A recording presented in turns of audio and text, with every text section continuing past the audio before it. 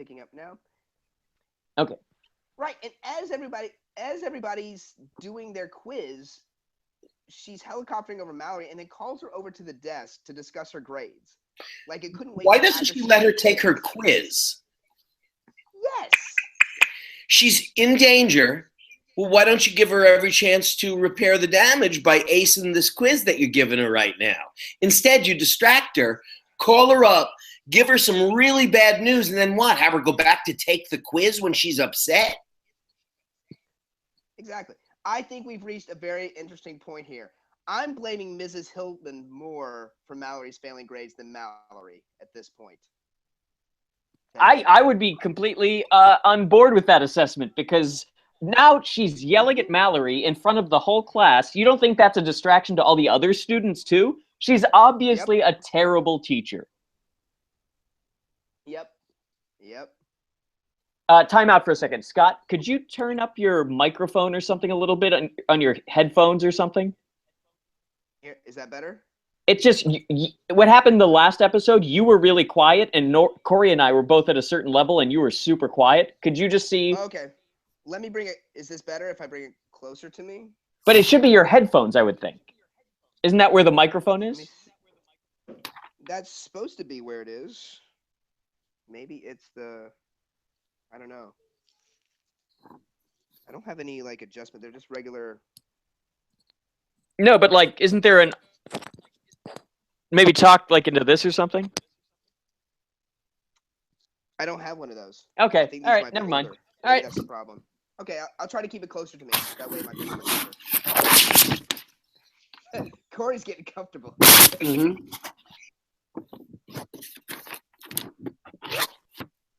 All right. So let's pick it back up in the next scene. Okay.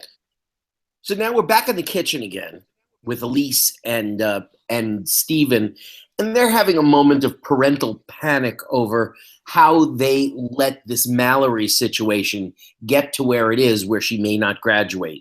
And there's a series of questions such as, why did you permit her to go to the mall 6 nights in a row? Why have you permitted her to talk to Nick? Why have you let her on the phone? Oh, none of us going to take responsibility for this? You're parents of a girl in high school who hopes to go to college. Wouldn't you be checking on how many nights she goes out to the mall, how long she spends with Nick, and how much time she spends on the phone? It's your job. Yeah, and also, not only We've been that... seeing this all season. Yeah, but we haven't been seeing all this. Like, she hasn't been running around going crazy. They're inventing all of this, like, that she's been dicking around the whole year, and it hasn't been the case. It has not been the case at all. No. But they're freaking out. Now, here's the other thing. It's said in scene 2, and it's repeated in this scene over and over again. She has 4 weeks to study for this exam. Yes.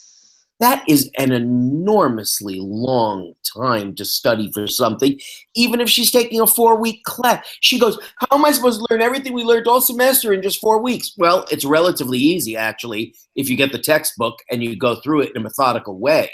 But she's acting as though it's not possible to study in 4 weeks for something.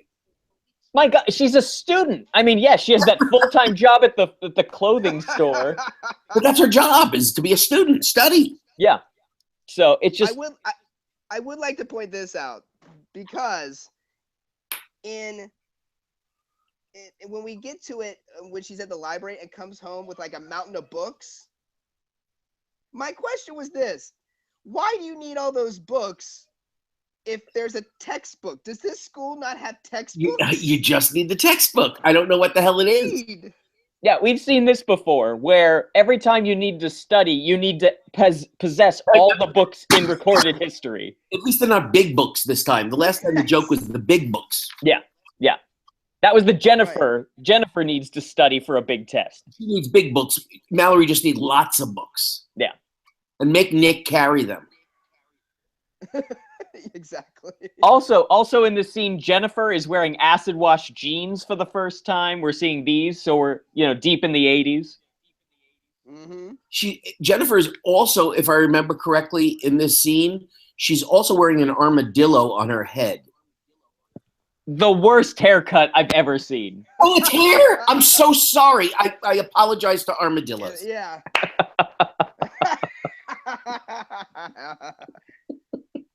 They are torturing this poor girl.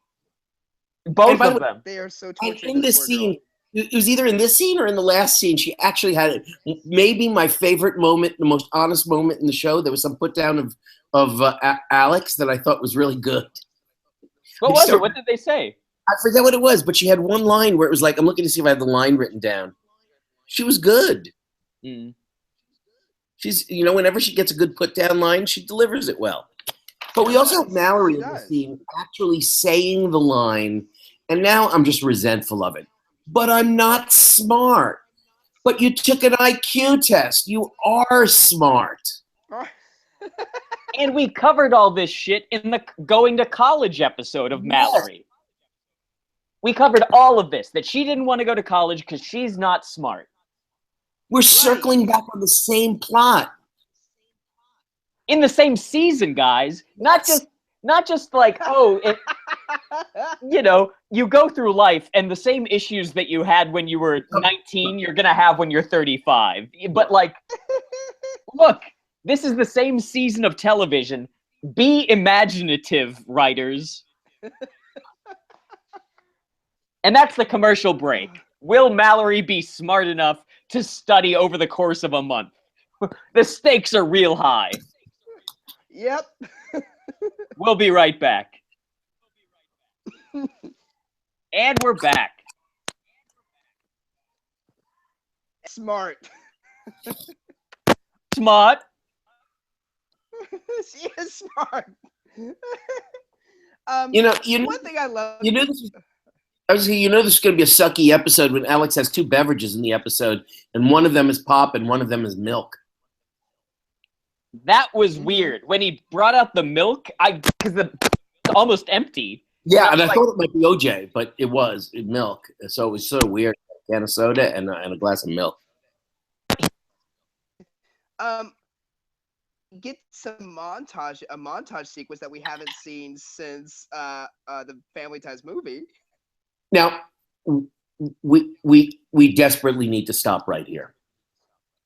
Yeah. That I can't hear Paul, and it's probably a blessing that we can't hear Paul, because he's probably railing about something right now. It's really important to him, but I'm not going to let him talk. I'm not going to. That montage music was the most beautiful, touching music I've ever heard. If either of you ever want to bring me a gift, you record a CD of that beautiful piano tinkling montage music, and I will put it on a constant loop in my car, and I will only listen to the Family Ties montage music from now on, because that was memorable. It just makes you want to curl up with a Yankee candle and a nice bowl of chicken soup. Do we have to reset Paul now so that he can talk to us again? Oh, God, no, not again. Yep, he can't hear him again. 2016 won't let us in this season. Should we keep you silent? Oh, Christ. No, we shouldn't? Oh, read my phone. Oh, okay. Did he text you? He didn't text me. Nope. He's rebooting. Oh, he's rebooting. Okay. Yeah, he's rebooting. He'll be back. Okay. But I did enjoy that montage music. I thought it was lovely. And I did too. I was laughing the whole entire time. I was like, oh, well, because just... nothing happened. It was also a montage in which they just showed you the same shot over and over again. Here's Mallory studying over 3 books. Here's Mallory studying over 4 books. Here's Mallory sleeping on calendar. Here's Mallory X and on the X's on the calendar. That was, I don't understand them. They're the worst. This is the worst show ever. You know what? Like in the history of television, like, okay, shows about the Holocaust, Family Ties. You know what I'm gonna do, just as an experiment? I'm gonna watch like mid-season 4 episodes of Cheers, just to see where the quality lies. Go ahead. I've done it recently. Have you? And it's good, I bet. It is. It hold up. It holds up. Cheers holds up. Well, Cheers was lucky because they dealt with the personalities in the bar more than they dealt with any kind of political or social issues that were going on outside of the bar. So it doesn't date as poorly as Cheers can stay pretty good because a lot of it is the comments upon the banter that they have with each other. That's true. That's true. So they're lucky because this show definitely deals with outside stuff. Right. Mallory and doing, becoming a woman. What are you and Logan going to do in Vegas? Where are you staying? Staying at the MGM Grand, and we're going to go, and what are we doing? We're going to go to the Neon Graveyard, which we've never been to before. Oh, cool. And see that. My favorite restaurant in the world is in Vegas. That's all right, Paul. Which is a Thai restaurant. So I have reservations. It's the most spectacular Thai restaurant in the world. It's world famous. It's in the worst area of Vegas, but I don't go to Vegas without ever going to this restaurant. And I've taken Logan before, and he flipped out over it. So I have reservations for both the nights that we're there at this restaurant. Nice. And then we're going to go to some virtual reality thing and try some virtual reality thing out. Cool. And then that's basically it. We're flying. So we're flying in on Monday, and we're flying out on Wednesday. Oh, wow. That's great. That's great. Really short. She's a little Hanukkah present. So I'll short trip to Vegas for a couple of days. That's cool. Just for me, Corey, just take a little drive by Little Darlings and just point it out to Logan. I won't have a car with me. What am I supposed to do? Tell the Uber driver to take me to the club where I had my first black dance? I said to Paul, I said, no Little Darlings. I'm sorry. No Little Darlings. Nope. No. And he can't do the craps tables yet. Nikki's computer. Blame it on Nikki. Sure, Nikki's computers. Blame it on Nikki. I know. Nikki's fault. Henry's in here throwing all his toys out of his little toy box. Is he looking for something or is he just rearranging? It's hard to know. He's on a mission of some kind. Okay, well. He just wants to play with the box. Oh, it's the box. He doesn't want the toys in the box. No, just the box. He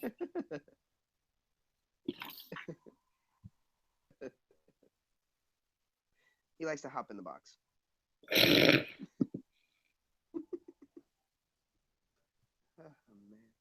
Yeah, I'm heading back to work on the 4th. Is that when you go back the 4th? Uh-huh. So it's been a nice break. It's been a really great break.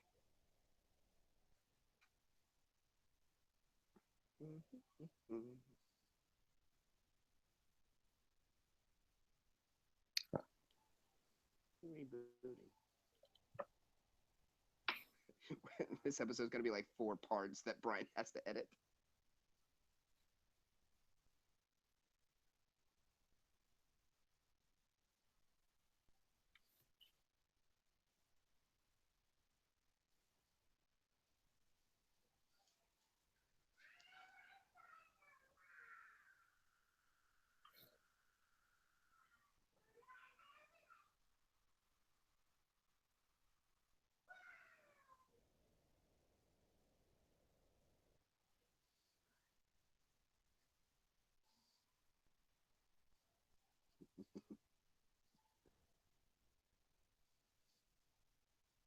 Sure, Paul right now is cussing out his computer.